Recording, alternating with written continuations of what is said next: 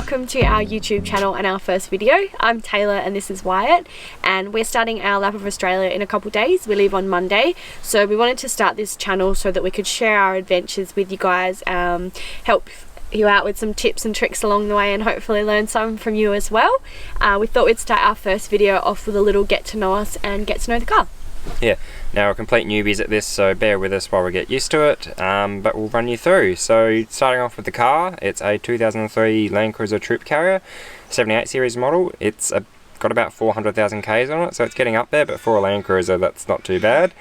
We bought it about 12-18 months ago, locally in SA. We've been doing lots of trips around South Australia, figuring out what additions we want to make, what doesn't work, what does work, and we think we've got it pretty well sorted. Alrighty, so we'll give you a quick tour through the Troopy. So we'll start at the back here. We've got our Mike Coleman 69 litre dual zone fridge freezer.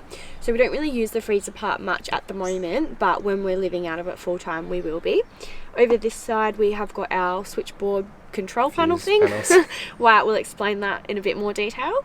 Over here, this is our newest addition, so it's our kick-ass 12-volt oven, so we are super excited to use this and see what goodies we can cook in there.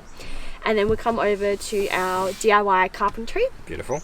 It is very nice. So this bench space we use for preparing food and everything, and then over here we've got our Dometic sink, which is all plumbed in. Down in the bottom here we've got our drawers. So this first drawer is for toiletries and medicine.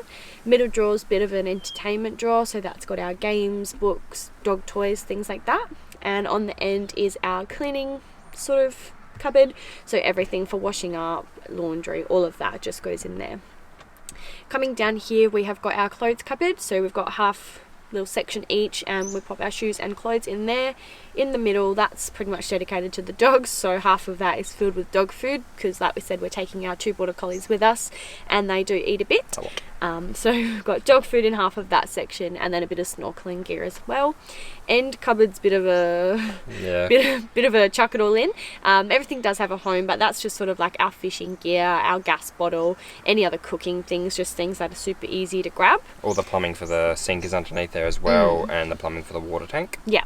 And then coming over to this side, so in the drawers we have got our cutlery drawer with Wyatt's nice little inserts, and then underneath that we've got the rest of our kitchen sort of equipment, like plates, bowls, all of that. And then on the end, that is our pantry overflow, and we also have the big pantry in the end in the bottom that sort of pulls out all the way out to the back of the car.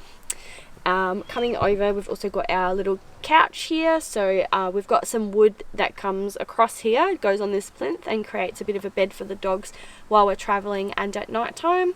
And also at the back here, the last thing is we've got a little laundry chute, so we just lift this up and then we can chuck any laundry and stuff down there. And beers. And beers. Beers underneath and it. Beers. Important stuff. Yeah. And if you're wondering, no, we don't sleep down here with the dogs. We did. As much as you want to. We did, but it was too squishy on our trips, so we opted for a Mulgo pop top, which we had done by Simon at CMS in Victoria. So the bed goes up when you want to have a walkway, and then it comes down, obviously, when you want to go to bed. It spans most of the length of the car, so it's a lot of room for us. A lot more comfortable. Lot more room, yeah, a lot more room for us, more comfortable for us, and more comfortable for the dogs. Yeah. And we've also got some pretty flash reading lights and USB charging ports in there, which makes it easy, and little ledges that we can put any drinks, teas, or anything like that we're having when we go to bed. Yeah. So we'll take you to the outside and show you I'll what it looks like from there.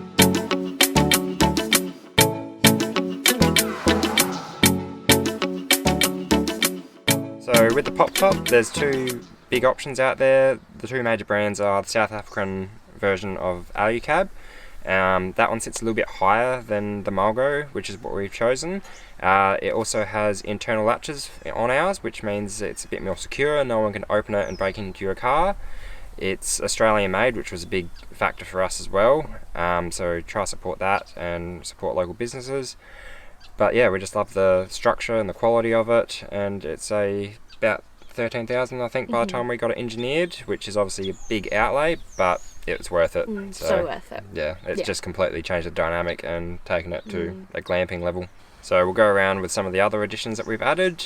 The biggest one well, our next favourite one would be our 30-second awning. So a 270 awning, but it's completely freestanding. So you can put poles in if you like, but I think it needs to be over like 35k winds or something like that.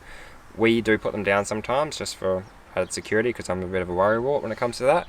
We've seen too many people where there's over. the wind's just caught it and it's gone straight over the car. So, but no, absolutely, it's a great product. So easy. It is 30 seconds to set up, and when Taylor helps, 30 seconds to pack down.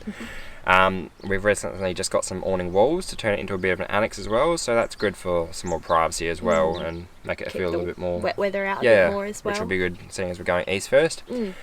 The next addition we added to the car was our Max Tracks table, which is mounted to the side of the car. Again, made by Expedition Centre, the same people that make our pop top. Very good quality. So we did have to drill into the side of the car, but big washers and some rubber in between it means it doesn't rub or rust. So yeah, it's great just being able to have that, perfect for roadside stops or anything like that. So we don't really carry, or we do carry a table, but for anything short, it's just a great little addition. We can do all our cutting up with it. It's right next to our kitchen, and then your Max Tracks are accessible. You're not clambering through anything to try to get them when you need them. So yeah, a great little addition. What else have we done? We've added our kitchen, which was very, very scary. So we did that in the first few months of having the car. So we actually took to the side of the car with an angle grinder. We've got a video up of doing that. But yeah, that was very, very scary. So I wasn't here, thankfully. Yeah, so some precision cutting by me.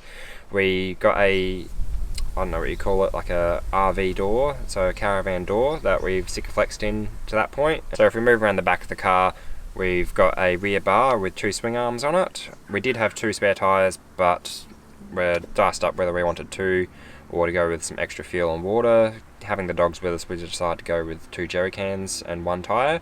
So we have 1 with extra fuel and 1 with extra water, so that will pretty much just be the dog's water. And any backup fuel if we need it, if we do anything remote. Then we've got underneath the car, we've installed a stainless steel water tank, so that's from Thorburns. That's a 40.5 litre, I think they call it. That's all plumbed up to our Dometic sink. We've also got an extra outlet which will power our shower or anything else that we want to run water out of. Thorburns have also replaced our side vent panel on the side of the car with a inlet, so it's a bit of a utility panel. It's got a water inlet, our breather for the water tank comes out there as well. We've got also our solar panel input and any 12 volt accessory output we want to, so it's a neat little way to tidy that up without having to make any other drills or holes in the car, which was what I was trying to avoid. Yeah. So great little addition. I think we paid $80-90 for it. So it's good. So with our solar panels, we've got one on the roof, but we've also got a little portable one, so that's where that connects, which is really handy. Yeah. So speaking of, we've got 110 solar panel on the roof, and then we've got a 165 fold out panel as well. That all runs into a secondary battery system, so we went with a lithium battery mainly because they're very, very light. You can drain them down a lot, so almost down to 0% without damaging the battery, so it will slowly discharge, unlike an AGM or a deep cycle where you'll do permanent damage to them if you drain them down like that.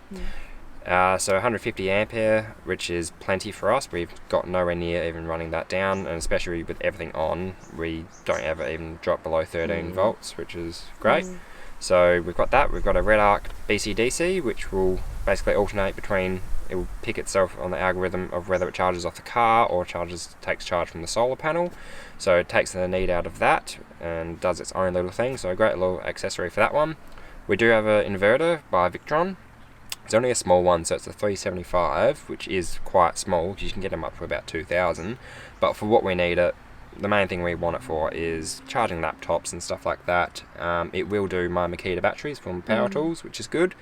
But that's all we really need it for. It's only a sometimes thing. So we've got that there when and if we need it. So when we come to our power source, we've got a 6-switch rocker panel, which basically has our water pump, our oven, fans, lights, anything like that, interior lights, is all controlled from that one there, so we can isolate those. We've got a fuse box for anything that is permanently hardwired and got its own switch. Then we've just got an extra cigarette lighter and a couple USB ports coming out of that one as well, so that controls anything we need, and that's all fused separately. We've got, in the front, we upgraded our stereo system entertainment unit to a double DIN unit, so we can have our Apple CarPlay and utilise maps, because Tayla's not the best with directions, so that will hopefully avoid some issues. Going again outside the car, we've got a ARB bull bar on the front, which came with the car, and it's also got the ARB side steps, which helps Tayla get into the car, which is really good. It's got the rock sliders on the side as well, so that will protect us if we sort of have any tilting or anything like that. We've got 2 spotties on the front, which we just recently installed a couple of weeks ago, so they're from Hardcore. They nice LED spotlights. A lot better than what we had. A lot better than what we have, and anyone that knows Land Cruisers knows that the driving lights are just like little candles, so not that we're going to be doing a whole lot of night driving, but it's nice to have them there if we need them, especially with being in Roo country or anything like that. Last thing that we want to do. My eyesight's terrible. Yes, yes, I don't think you'll be driving at night. No. And last sort of additions that we've added to the car, we've got some 78 series GXL mirrors, which are basically twice the size of what we have at the moment. So the little ones we have at the moment, we can't really see a whole lot out of, so we'll install them later on today. And then we've also got a suspension upgrade coming, so we're changing out our heavy duty springs at the moment to a Terrain Tamer parabolic 4-leaf. So that will hopefully help with the ride, handle the weight, because I think we're about 3 tonne at the moment, which is pushing towards GVM but not over yet. But hopefully just distribute that weight and help the steering a bit as well. And then I think that's pretty much all we've needed. Yeah, but yeah, we hope you liked the Troopy tour. We'll do some more videos once we get on the road, and we'll be bringing you guys along.